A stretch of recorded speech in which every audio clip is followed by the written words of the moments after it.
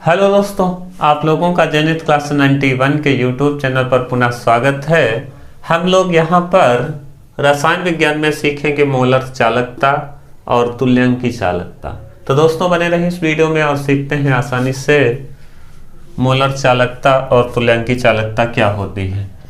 तो देखिए लिखा गया है मोलर चालकता किसी विलयन की जो मोलर चालकता है उन समस्त आयनों की चालकता है जो विलेय के 1 ग्राम मोल को VmL में विलय करने पर उत्पन्न होती है। और इसको हम लोग लेमडा m सफिक्स में m रहेगा ना, लेमडा m से प्रदर्शित करते हैं। तो लेमडा m बराबर होता है kV, लेमडा m बराबर kV।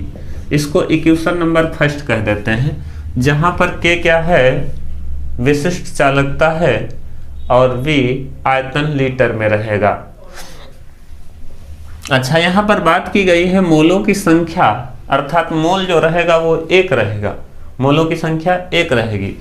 तो मोल बराबर क्या होता है, मोल को हम लोग क्या लिखते हैं, पीछे पढ़ चुके हैं ना। मोल बराबर होता है विलेय की ग्राम में मात्रा बटे अणुभार। मोल बराबर होता है विलेय की ग्राम में मात्रा बटे अणुभार, ये बराबर 1 रहेगा ना, मोल की संख्या 1 है। तो इसका मतलब ये हुआ जो हमारा विलेय लिया जाएगा उसका जितना अणुभार होगा उसके बराबर ही उसकी मात्रा ली जाएगी। जितना उसका अणुभार होगा उस मात्रा के बराबर ही, मतलब जितना अणुभार होगा उसकी मात्रा उतनी ही ली जाएगी। अर्थात मान लेते हैं कि हम यहाँ पर कहें कि H2SO4 लिया गया है, ठीक है, जो विलेय है हमारा H2SO4 लिया गया है। कहने का मतलब हमारा ये है, समझिए जरा, कि H2SO4 लिया गया तो H2SO4 का जो अणुभार होता है वो कितना होता है, H2SO4 का अणुभार 98 होता है। तो हमारी जो मात्रा ली जाएगी W वो भी 98 ग्राम ली जाएगी, 98 ग्राम। अर्थात जितना अणुभार होगा उतनी ही मात्रा ग्राम में ली जाएगी, ठीक है। तो यहाँ पर जैसे हम बात करें आगे, 1 मिनट भाई, अब समझ गए मोल का मतलब, 1 का मतलब क्या है, विलेय की मात्रा और अणुभार इक्वल रहेगा, ठीक है। तो यहाँ पर मोलरता की बात करें हम, ठीक है, मोलों की संख्या किस में आती है, मोलों की संख्या आपका मोलरता में आती है। तो मोलरता बराबर सूत्र होता है विलेय की ग्राम में मात्रा, विलेय की मतलब अणुभार बटे आयतन लीटर में होता है ना, सॉरी, मोलों की संख्या बटे आयतन लीटर में, ठीक है। ये होता है मोलरता का सूत्र, मोलों की संख्या अर्थात N और क्या होता है, आयतन होता है, और ये हमारा आता है मोलों की संख्या। मोलों की संख्या को हम लोग ऊपर N लिख लेते हैं, 1 मिनट हिंदी में ही लिख देते हैं इसको, ठीक है, ऐसा अच्छा रहेगा। मोलरता बराबर क्या हो जाएगा, मोलरता बराबर मोलों की संख्या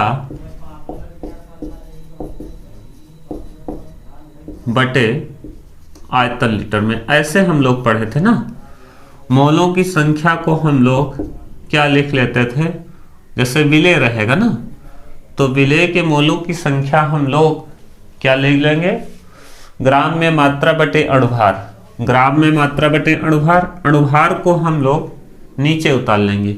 और ये भी आयतन काहे में रहता है, लीटर में रहता है, इन लीटर, ठीक है। इसको ml में हम लोग कन्वर्ट करेंगे क्योंकि यहाँ पर ml की बात की गई है, ये लिखा गया है, ठीक है, ml। तो यहाँ पर हम भाई ये समझते हैं जो मोलों की संख्या है उसका, मोलों की संख्या को क्या लिखेंगे,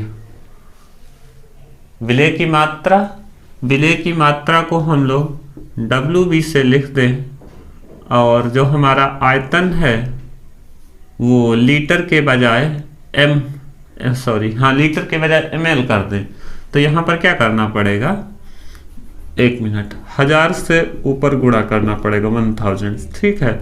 और ये हमारा मोलों की संख्या, ये हमारा विलेय की मात्रा हो गई। अणुभार को हम mb से लिखेंगे, ठीक है। और ये हमारा v ml हो गया। इतनी बात आप समझिए, ठीक है। अब यहाँ पर क्या होगा, WB बराबर MB, क्योंकि मोलों की संख्या कितनी है, 1 है। 1 मोलों की संख्या रहेगी तो यही तो रहेगा, WB का मान MB के बराबर हो जाए, तभी तो हम कह सकते हैं WB upon MB equal to 1, ठीक है। बात समझ पा रहे होंगे।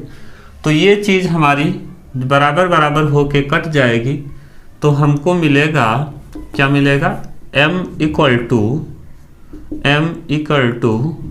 1000 अपान v ml।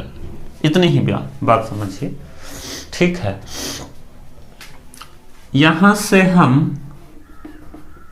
v का मान निकाल लें। ये मिलीलीटर में है, ml छोड़ देते हैं क्योंकि 1000 से हम गुणा कर रखे हैं ऊपर।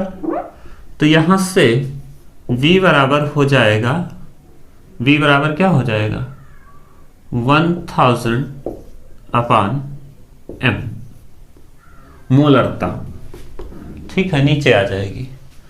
अब यहां से हम क्या कह सकते हैं, ये v का मान जो आया है वो समीकरण 1 में रख सकते हैं। और हाँ, एक बात और समझिए, पहले ये लिख देते हैं, v का मान समीकरण 1 में रखने पर, तो 1 में रखते हैं तो क्या हो जाएगा, हमारा मान लेम्डा m इक्वल टू के तो हाई है, और v के स्थान पर, ये देखिए v के स्थान पर 1000 अपान m, 1000 अपान m। m को हम मोलर सांद्रता के रूप में भी व्यक्त कर सकते हैं ना, ये सब सांद्रता के रूप में आ जाता है। तो लेम्डा m इक्वल टू के इंटू 1000 अपान क्या आ जाएगा, c, ठीक है। ये सूत्र हमारा बन जाता है मोलर चालकता का, ठीक है, ये सूत्र बन जाता है मोलर चालकता का। इतनी ही बात। अब इसकी यूनिट निकाल सकते हैं। इसकी यूनिट क्या होगी, इसकी प्रति ओम प्रति सेंटीमीटर होता है, और इसको मोल प्रति लीटर में लिखते हैं ना, तो इसकी यूनिट हो जाएगी। इतना नोट करने के बाद ये सब आप लोगों को ऐसे लिखना है, ये लिखना है, इसके नीचे ये, इसके नीचे ये, फिर इसके। हमारे यहाँ पे जगह थोड़ी कम थी और एक साथ में समझाने के लिए हमने क्या कर दिया है, इधर इधर को लिख दिया है, ठीक है। तो इसकी यूनिट की बात करें हम, मात्रक की यूनिट, मात्रक, तो मात्रक इसका क्या आएगा, लेम्डा m इक्वल टू, ये हमारा देखो 1000 तो क्या है, नियतांक है, उसका तो कोई मात्रक नहीं होगा। और इसका होता है प्रति ओम प्रति सेंटीमीटर, प्रति ओम अर्थात ओम के ऊपर -1 और सेंटीमीटर के ऊपर भी -1, और नीचे क्या होगा, मोल प्रति लीटर, मोल प्रति लीटर। तो लीटर तो पहले ऊपर ही चला जाएगा ना, तो ये हमारा मात्रक हो जाएगा प्रति ओम प्रति सेंटीमीटर प्रति मोल, और ये लीटर ऊपर गुणे में जाएगा, ठीक है। तो सही से लिख लीजिएगा, ठीक है। तो ये परिभाषा हमारी पूरी हो जाती है, अर्थात परिभाषा क्या मतलब, इसकी मोलर चालकता की बातें कंप्लीट हो जाती हैं। अब हम लोग पढ़ेंगे तुल्यांकी चालकता।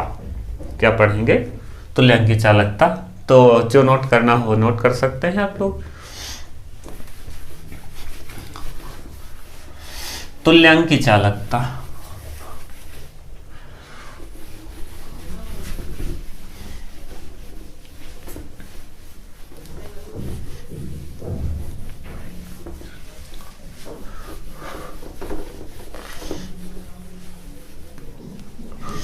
अब भाई तुल्यांकी चालकता को समझते हैं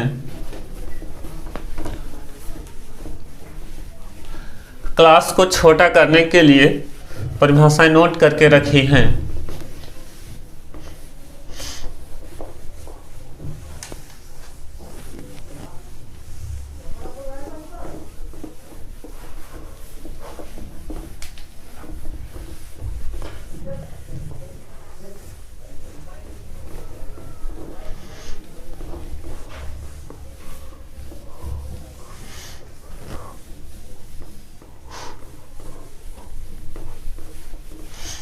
हाँ, अब समझते हैं भाई तुल्यांकी चालकता।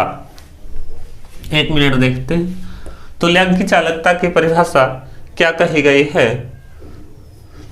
तुल्यांकी चालकता, तो किसी विलयन की तुल्यांकी चालकता उन समस्त आयनों की चालकता है, उन समस्त आयनों की क्या है, चालकता है, जो 1 ग्राम तुल्यांक विद्युत अपघट्य को BmL विलयन में विलय करने पर उत्पन्न होती है। इसे लैम्डा EQ से रिप्रेजेंट किया जाता है, प्रदर्शित किया जाता है। तो हम यहाँ पर लैम्डा EQ इक्वल टू लिख सकते हैं KV कप्पा V। ये K नहीं है, असल में ये कप्पा है, ठीक है, K जैसा ही होता है कप्पा। तो EQ equal to kappa V, जहाँ पर V क्या है, आयतन रहेगा विलय का। इसको इक्वेशन नंबर फर्स्ट कह देते हैं। अच्छा, अब यहाँ पर तुल्यांक की बात की गई है। जो हमारा तुल्यांकी भार होगा वो एकांक रहेगा। तुल्यांकी भार क्या रहेगा, एकांक। एक मिनट, तुल्यांकी भार क्या रहेगा, एक रहेगा, ठीक है। तुल्यांकी भार को हम लोग काहे से लिखेंगे। अच्छा, पहले तो ये सीख लेते हैं तुल्यांकी भार मतलब किस फार्मूले आता है, फार्मूले में आता है, ठीक है, किस सांद्रता में तुल्यांकी भार आता है। तो आप लोग सीख चुके हैं नॉर्मलता में तुल्यांकी भार आता है। क्या आता है, नॉर्मलता में तुल्यांकी भार आता है। तो नॉर्मलता बराबर होता है, तुल्यांकी भार को तोड़ करके लिख लें तो हम यही तो लिखेंगे, नॉर्मलता बराबर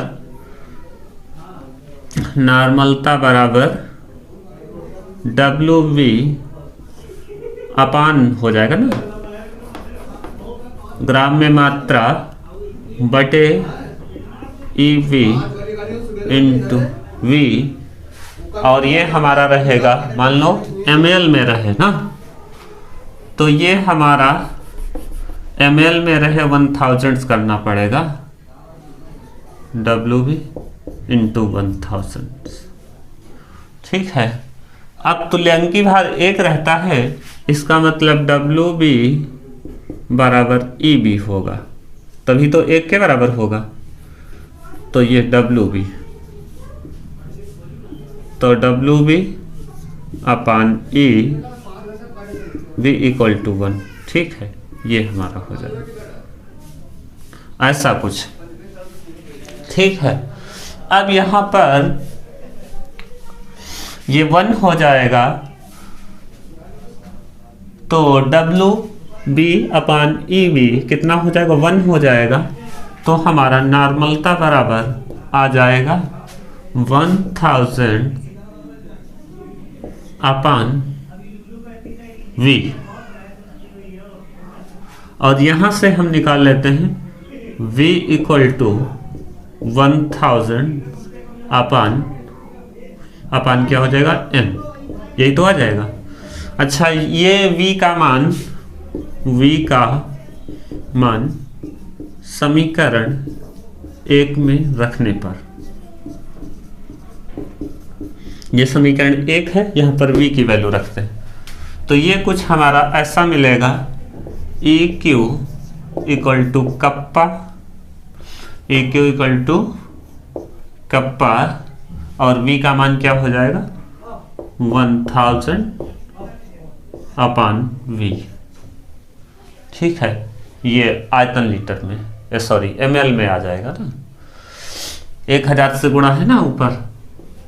अच्छा, यहां से हम इस v को हम CQ लिख सकते हैं, lambda EQ equal to kappa into 1000 upon CEQ ना, यहाँ पर EQ लगा है तो EQ, ठीक है, EQ, तो ये सूत्र आ जाता है। तो यहाँ पर हम यूनिट भी इसकी निकाल सकते हैं, ठीक है। तो दोस्तों इस वीडियो में इतना ही रखते हैं, फिर मिलते हैं एक नए टॉपिक के साथ। जय हिंद, वंदे मातरम।